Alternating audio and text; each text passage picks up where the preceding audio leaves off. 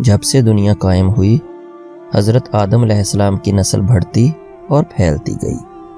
انسان دو حصوں میں تقسیم ہو گیا، کسی نے نیکی کی راہ اختیار کی تو کسی نے بدی کا راستہ اپنایا۔ جس نے نیکی اختیار کی وہ صراط مستقیم پہ رہا، جس نے بدی کا راستہ اختیار کیا وہ اللہ کے غضب میں آ گیا۔ صراط مستقیم پر چلنے والوں کی تعداد ہمیشہ کم رہی، گمراہ انسانوں کی تعداد زیادہ رہی۔ ان گمراہ لوگوں کو راہ راست پر لانے کے لیے اللہ کے نبی آتے رہے۔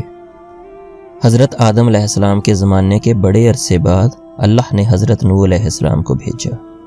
آپ علیہ السلام پر 10 صحیفے نازل ہوئے تھے۔ حضرت نوح علیہ السلام اللہ کے نبی تھے۔ آپ علیہ السلام کو آدم ثانی بھی کہتے ہیں۔ آپ علیہ السلام کے زمانے میں بھی گمراہی پھیلی ہوئی تھی، صرف چند لوگ ہی نیک تھے، اکثریت گمراہ لوگوں کی تھی۔ آپ نے اپنی قوم کو راہ راست پر لانے کے لیے تبلیغ شروع کی۔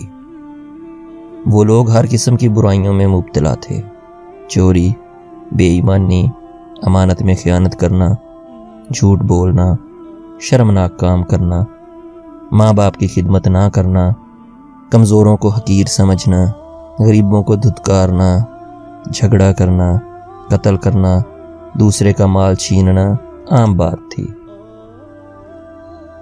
عمرہ اور سرداروں کا طبقہ غریبوں کو پریشان کرتا تھا۔ اس کے علاوہ وہ لوگ بتوں کی پوجا کرتے تھے، بتوں کو خدا کا درجہ دے رکھا تھا۔ ان کا خیال تھا کہ اگر بت کی پوجا نہ کی جائے تو بت ناراض ہو جائیں گے، اور ان کے نزدیک جو بت کی پوجا نہیں کرتا وہ جاہل اور احمق ہے۔ انہوں نے 4 بت بنا رکھے تھے جن کے نام ود، سوا، یغوث اور نصر تھے۔ حضرت نوح علیہ السلام اپنی قوم کو دعوت حق دیتے، اچھے کاموں کے کرنے کا حکم دیتے، برے کاموں سے روکتے تھے۔ وہ کہتے تھے کہ بتوں کی پوجا نہ کرو، صرف ایک اللہ کی عبادت کرو جو سارے جہان کا پروردگار ہے۔ نصیحت کی غرض سے ایک روز آپ علیہ السلام نے ضیافت کا اہتمام فرمایا۔ ضیافت میں ہر حیثیت اور طبقہ کے لوگ شریک تھے۔ آنے والے مہمانوں میں غریب بھی تھے، امیر اور سردار بھی تھے۔ صاحب حیثیت اور سردار غریبوں کے ساتھ اٹھنا پسند نہیں کرتے تھے، انہیں حقارت کی نظر سے دیکھتے تھے، نفرت کرتے تھے۔ لیکن حضرت نوح علیہ السلام نے سب کو یکجا کر دیا۔ لوگوں نے ضیافت کے اہتمام کا ثواب دریافت کیا تو آپ علیہ السلام نے فرمایا، بھائیو، ہماری قوم کے لوگوں میں بگاڑ پیدا ہو گیا ہے۔ سب سے بڑی خرابی یہ ہے کہ طاقتور طبقہ کمزوروں پر حاوی ہوتا رہا ہے۔ جو کمزور ہیں وہ بھی ہمارے ہی بھائی ہیں۔ تم غریبوں کے ساتھ اٹھنا بیٹھنا پسند نہیں کرتے، تم ان سے نفرت کرتے ہو۔ ان میں جو بھوکا ہوتا ہے تم کھانا نہیں کھلاتے، اگر کوئی پیاسا تم سے پانی مانگتا ہے تو تم پانی نہیں پلاتے، اگر کوئی بیمار ہو جاتا ہے تو تم ان کی عیادت نہیں کرتے، تم اپنے ماں باپ کی خدمت نہیں کرتے، دوسروں کا مال ناجائز طور پر کھاتے ہو، دوسرے کی ملکیت پر قبضہ کرتے ہو۔ یہ تمام شیطانی کام ہیں۔ سب سے بڑھ کر تم اپنے ہاتھوں سے بنائے ہوئے بتوں کی پوجا کرتے ہو۔ یہ بت تو تمہاری ہی طرح ایک مخلوق ہیں، اور یہ تو تم سے بھی کمتر ہیں۔ یہ کہاں کی عقل مندی ہے؟ میں تمہیں ایک بڑے عذاب کی خبر دینے آیا ہوں۔ مہمانوں میں سے ایک شخص بولا، عجیب شخص ہے، ہمیں کہنے چلا ہے کہ ہم اپنے معبودوں کو چھوڑ دیں، عبادت نہ کریں۔ حضرت نوح علیہ السلام بولے، میں یہ نہیں کہتا کہ عبادت چھوڑ دو، عبادت کرو صرف اس ہستی کی جس نے ساری دنیا پیدا کی ہے، جو مارتا ہے اور جلاتا ہے۔ ایک نے کہا، نوح تو ایسا کہتے ہی رہتے ہیں، ہم اپنے معبودوں کے خلاف باتیں سننے کے لیے نہیں آئے، ہم تو وہ کرتے ہیں جو ہمارے باپ دادا کیا کرتے تھے۔ اور آخرکار لوگ مجلس سے اٹھ کر جانے لگے۔ ایک مرتبہ حضرت نوح علیہ السلام ایک راستہ سے گزر رہے تھے۔ ایک بوڑھا نظر آیا، وہ بہت لاغر تھا، چلنے کی تاب نہیں تھی۔ حضرت نوح علیہ السلام نے دریافت کیا کہ تم اس حال میں راستہ میں کیوں پڑے ہوئے ہو؟ کیا تمہارا کوئی گھر نہیں ہے؟ بوڑھے نے جواب دیا کہ میرے 7 بیٹے ہیں انہوں نے بڑھاپے کے سبب مجھے گھر سے نکال دیا ہے، میرے پاس کھانے کے لیے کچھ بھی نہیں ہے۔ حضرت نوح علیہ السلام اسے اپنے گھر لے گئے اور کہا کہ تم اس گھر میں رہو، میں تمہیں کھانا دیا کروں گا۔ آپ علیہ السلام نے دعا کی تو ایک اجنبی شخص گھر میں داخل ہوا۔ اس کے ہاتھ میں ایک خوان تھا، اس میں ہر قسم کے کھانے تھے۔ اس نے حضرت سے فرمایا کہ یہ کھانا میں آپ کے مہمان کے لیے لایا ہوں، اسے کھلا دیں۔ اور اس نے کہا کہ اللہ کبھی کسی کو بھوکا نہیں سلاتا۔ وہ بوڑھا حضرت نوح علیہ السلام پر ایمان لے آیا۔ ایک روز ہدایت کی غرض سے گھر سے نکلے اور ایک بلند مقام پر کھڑے ہو گئے اور بولے، لوگوں میں نیکی کی طرف بلا رہا ہوں، اللہ نے مجھے نبی بنا کر بھیجا ہے تاکہ میں تم لوگوں کو ہدایت کروں۔ میرا کہا مان لو تو فائدے میں رہو گے۔ تم لوگ ماں باپ کی خدمت کیا کرو، انہیں گھر سے نہ نکالو، انہیں تکلیف مت دو، ضرورت مندوں کی ضرورت پوری کرو، یتیموں، بیواؤں اور محتاجوں کی مدد کرو، بیماروں کی عیادت کرو۔ ہر کمزور طاقتور کا محتاج ہوتا ہے، بات بات پر لوگوں کی جان نہ لو، یہ کام خدا کو پسند نہیں ہے۔ اگر تم سب اللہ کے احکام پر عمل کرو تو وہ تمہارے لیے کثرت سے بارش بھیجے گا، مال اور اولاد میں ترقی دے گا، تمہارے لیے نہریں بہائے گا۔ حضرت نوح علیہ السلام ہر ایک شخص کے پاس جا کر ہدایت کرتے، کبھی کبھی اجتماع سے بھی خطاب کرتے۔ ایک مرتبہ ایسا بھی ہوا کہ حضرت نوح علیہ السلام ایک راستہ سے گزر رہے تھے تو کچھ لوگوں نے آپ علیہ السلام کا راستہ روک لیا اور مارنے کے درپے ہو گئے۔ کچھ لوگوں نے پتھر بھی برسائے۔ ایک شخص آگے آیا، لوگوں سے کہا کہ تم اسے کیوں مارتے ہو؟ اس نے تمہارا کیا نقصان کیا ہے؟ تو لوگوں نے کہا، یہ ہمارے بتوں کے خلاف باتیں کرتا ہے جبکہ ہم عبادت کرتے ہیں۔ ایک اور شخص نے کہا کہ یہ کہتا ہے کہ میں نبی ہوں، اللہ نے مجھے نبی بنا کر بھیجا ہے۔ یہ تو ہم جیسا ہی ایک انسان ہے، یہ کھاتا پیتا اور کام کرتا ہے، اس کے پاس دولت بھی نہیں ہے۔ خدا کو اگر نبی بنانا ہی ہوتا تو کسی سردار یا امیر آدمی کو نبی بناتا۔ حضرت نوح علیہ السلام نے جواب دیا، میرے رسول ہونے کا سب سے بڑا ثبوت یہ ہے کہ میں تمہارے ہی معاشرے کا فرد ہوں، لیکن اس کے باوجود میں تمہاری طرح بے جان بتوں کو نہیں پوجتا۔ دوسرا ثبوت یہ ہے کہ میں تم لوگوں کو نصیحت کر رہا ہوں، لیکن اس کا کوئی معاوضہ تم سے طلب نہیں کرتا۔ میرا اجر تو اللہ کے ذمے ہے، میں تو بس یہ کہتا ہوں کہ کسی پر ظلم نہ کرو۔ میں تو تم سب کو نیکی اور بھلائی کی طرف بلا رہا ہوں، میں تمہارا خیر خواہ ہوں۔ ان میں سے ایک نے کہا کہ نوح بادشاہ یا سردار بننا چاہتا ہے تاکہ اس کی عزت ہو۔ حضرت نوح علیہ السلام نے فرمایا، تمہاری عقلوں کو کیا ہو گیا ہے کہ پتھروں کو پوج رہے ہو؟ اے قوم، اللہ کی عبادت کرو، وہی عبادت کے لائق ہے، اللہ کے سوا کوئی معبود نہیں ہے۔ جب تم اللہ پر ایمان لاؤ گے تو تم برائی سے دور رہو گے۔ نہ میں بادشاہ بننا چاہتا ہوں نہ سردار، میں تو صرف نیکی کی طرف بلا رہا ہوں۔ کیا تم نہیں دیکھتے کہ اللہ نے چاند اور سورج پیدا کیے، چلنے کے لیے فرش بنایا اور تمہیں نعمتیں دی؟ حضرت نوح علیہ السلام نے جب یہ ساری باتیں کی تو لوگوں نے کانوں میں انگلیاں ٹھونس لی، ایک لفظ بھی سننے کے لیے تیار نہیں ہوئے۔ ایک موقع پر حضرت نوح علیہ السلام نے اپنی قوم سے فرمایا، اے نادانو، یہ کیوں نہیں سمجھتے ہو کہ دنیا تو ایک آزمائش کی جگہ ہے؟ تمہارے سامنے اچھائی اور برائی دونوں ہیں۔ اے قوم، میں تم کو آنے والے دن سے ڈراتا ہوں، اس دن کوئی کسی کے کام نہیں آئے گا۔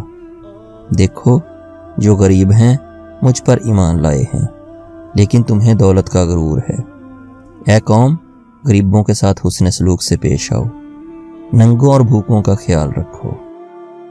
ان میں سے ایک سردار نے غرور اور تکبر سے کہا، فرض کرو کہ ہم تمہاری بات مان لیتے ہیں، کیا تم پر ایمان لا کر غریب اور 2 ٹکے کے لوگوں کے ساتھ مل جائیں جو تمہارے ساتھ ایمان لائے ہیں؟ ایسا نہیں ہو سکتا۔ وہ آپ علیہ السلام کو ذلیل کرنے کی کوشش کرتے، مذاق اڑاتے आवाज़ें कसते, मुंह फेर लेते, गालियां देते, मारने की कोशिश करते, बल्कि एक रोज़ तो मारा पीटा भी था। लेकिन आप अलैहिस्सलाम ने सब्र का दामन हाथ से ना छोड़ा और अपना काम जारी रखा। आप अलैहिस्सलाम की बीवी और आप अलैहिस्सलाम का बेटा भी मुनकरीन और काफरों में था। हज़रत नूह अलैहिस्सलाम ने दुआ की, ऐ मेरे परवरदिगार, मैंने अपनी कौम को दिन रात समझाया, हक की तरफ बुलाया, मेरे बुलाने पर वो ज़्यादा भागते हैं। मैंने एलानिया और खुफिया समझाया तो उन्होंने कानों में उंगलियां ठूंस ली। अल्लाह ताला ने हज़रत नूह अलैहिस्सलाम को वही भेजी कि एक कश्ती बनाओ और जालिमों के बारे में कुछ ना बोलो। अल्लाह के हुक्म के मुताबिक आप अलैहिस्सलाम ने कश्ती तैयार करना शुरू की। कुछ लोगों ने मजाक करते हुए पूछा, ऐ नूह, क्या बना रहे हो? आप अलैहिस्सलाम ने बताया कि मैं एक कश्ती तैयार कर रहा हूँ, क्योंकि अल्लाह की तरफ से अजाब आने वाला है। अल्लाह ने जो ढील दी है वो ख़त्म हो रही है। जब वक्त आएगा हर तरफ पानी ही पानी नजर आएगा, सिर्फ वही बचेगा जो इस कश्ती में सवार होगा। जो बुत परस्ती से तौबा करेगा, गुनाहों से माफ़ी मांगेगा, इसी को इस कश्ती में जगह मिलेगी। लोग बोले, ऐ नूह, ये ज़मीन तो खुश्क है, ऐसे आसार भी नहीं हैं कि इतना पानी हो जाए कि कश्ती तैरने लगे। नूह का तो दिमाग ही चल बसा है। हज़रत नूह अलैहिस्सलाम इस किस्म की बातों से बिल्कुल मायूस हो चुके और इस्लाह की कोई उम्मीद नज़र ही नहीं आ रही थी। जब कश्ती बनकर तैयार हो गई तो लोग कश्ती में गलाजत फेंक देते। कश्ती में कोई ऐसी जगह ना थी जहां गलाजत ना हो। काफर गलाजत फैलाने के लिए कश्ती के अंदर जाया करते थे। यह उनका मामूल बन चुका था। एक मर्तबा एक कोढ़ का मरीज भी अपने नापाक मकसद के साथ कश्ती के अंदर गया। इसके सड़े हुए जिस्म का एक हिस्सा पर कुछ गलाजत लग गई।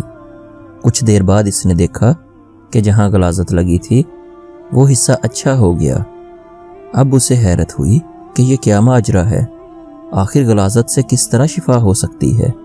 फिर वो कश्ती के अंदर दाखिल हुआ और गलाजत पूरी तरह से सारे जिस्म पर मल ली तो देखा कि वो बिल्कुल तंदुरुस्त हो गया। ये बात कोढ़ के मरीजों के अंदर फैल गई तो सब ने कश्ती के अंदर जाकर गलाजत मलना शुरू कर दी। इस तरह पूरी कश्ती पाक साफ हो गई। हज़रत नूह अलैहिस्सलाम ने अल्लाह से दुआ की, ऐ रब, लोगों ने मेरा कहना नहीं माना, ऐसे शख्सों की पैरवी की जिनके माल और औलाद ने इनको ज़्यादा ही नुकसान पहुंचाया। इन काफरों में से ज़मीन पर एक भी बाशिंदा मत छोड़। अगर आप इनको रुए ज़मीन पर रहने देंगे, इनकी औलाद भी काफिर ही होगी। आप अलैहिस्सलाम की दुआ कबूल हुई। अल्लाह का अजाब आ चला। घर के तनूर से पानी उबल पड़ा। पानी का रेला तेजी से बहने लगा।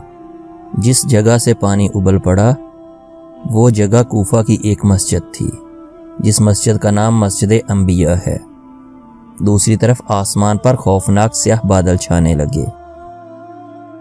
हज़रत नूह अलैहिस्सलाम ने देखा कि ज़मीन से चश्मे फूट रहे हैं। हज़रत नूह अलैहिस्सलाम ने कहा कि ये अजाब की अलामत है। काफिर कहने लगे कि तूफ़ान तो आते ही रहते हैं, बारिशें होती रहती हैं, ये तो कोई नई बात नहीं, कुछ देर बाद मौसम बदल जाएगा। देखते ही देखते हवा का तेज झोंका आया जिससे हर चीज़ हिल गई। फिर पानी बरसना शुरू हुआ। बारिश में इतनी शिद्दत थी कि जैसे आसमान ने अपने तमाम दरवाजे खोल दिए हों। हज़रत नूह अलैहिस्सलाम ने ईमान वालों से कहा कि कश्ती में सवार हो जाओ। अल्लाह ने फरमाया कि हर किस्म के जानवरों का जोड़ा भी कश्ती में सवार कर लो। हज़रत नूह अलैहिस्सलाम ने अल्लाह के हुक्म की तामील की और हर जानवर का जोड़ा सवार करा लिया। कश्ती में एक अलहदा जगह पर सब जानवरों को बंद कर दिया गया। तूफान चलने लगा। बारिश से नदी नाले और ज़मीन पर पानी भर गया। फिर ज़मीन के हर हिस्सा से पानी बहने लगा। अब नूह अलैहिस्सलाम का जहाज़ तैरने लगा। पानी ऊंचा हो रहा था।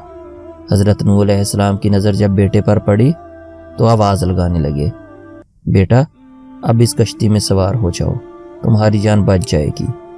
अब काफिरों का साथ छोड़ दो। तो बेटे ने जवाब दिया, کہ میں پہاڑ کی اونچی چوٹی پر چڑھ جاؤں گا، پانی وہاں تک نہیں پہنچے گا۔ تب نوح علیہ السلام نے اللہ سے اپنے بیٹے کے بارے میں سفارش کی کہ میرا بیٹا ڈوب رہا ہے، یہ تو میرے ہی خاندان کا ہے، تیرا وعدہ سچا ہے۔ اللہ نے فرمایا کہ وہ تیرے خاندان والوں میں سے نہیں ہے، تیرے گھر والے تو وہ ہیں جو تجھ پر ایمان لائے ہیں۔ روایات کے مطابق بارش مسلسل 40 دن تک ہوتی رہی، جو کچھ زمین پر تھا سب ڈوب گیا۔ کافروں کا کام تمام ہوا۔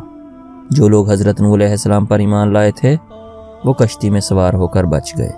کشتی کوہ جودی پر جا ٹھہری، جسے ارارات بھی کہتے ہیں۔ کشتی میں سب سوار تھے۔ اسی دوران حضرت نوح علیہ السلام کو ایک فاختہ نظر آئی۔ اس کی چونچ میں زیتون کے درخت کا پتا تھا۔ یہ امن و سکون کی علامت تھی، یعنی پانی اتر چکا ہے۔ کوہ جودی یا ارارات مشرقی ترکی میں ہے۔ یہ 16,900 فٹ بلند ہے، جو برف سے ڈھکی رہتی ہے۔ روس کی سرحد بھی اس سے ملتی ہے۔ اس پہاڑ کو ناقابل تسخیر خیال کیا جاتا ہے، لیکن 1929 میں جرمن ماہر طبیعیات جان جیکب نے 2 ناکام کوششوں کے بعد اسے سر کر لیا۔ کچھ عرصہ پہلے ہزاروں سال کی جمی ہوئی برف کا تودہ گرنے سے کشتی نوح علیہ السلام کا ایک حصہ برف سے نکلا۔ کئی ہوابازوں نے اس کی تصویریں لیں۔ ایک اور معلومات کے مطابق 1929 میں ماہر آثار قدیمہ وولی اور اس کے ساتھی نے عراق کے قریب ار کے مقام پر طوفان نوح کے آثار دریافت کیے۔ انجیل مقدس کتاب پیدائش کی روایت کے مطابق طوفان نوح کا واقعہ وادی دجلہ و فرات سے متعلق ہے۔ عراق میں قدیم زبانوں میں لکھے گئے کتبے دریافت ہوئے۔ ان میں ایک زبردست طوفان کا ذکر تفصیل سے ملتا ہے۔ ایک ماہر نے دعویٰ کیا ہے کہ اس نے شہر ار کی سب سے نچلی سطح میں طوفان نوح کے آثار دیکھے ہیں۔ عیسائیوں اور یہودیوں کی الہامی کتب میں ارارات کا ذکر طوفان نوح کے حوالے سے آیا ہے۔ بائبل میں لکھا ہے کہ 7ویں مہینہ کے 17ویں دن کشتی نوح ارارات نامی پہاڑ پر آ لگی۔ This is Ali Bhai with you and you are watching Dutch Level Info۔ نیچے دیے گئے بیل آئیکن اور سبسکرائب بٹن کو پریس کر دیں تاکہ ہماری ہر ویڈیو آپ کی خدمت میں پیش ہو سب سے پہلے۔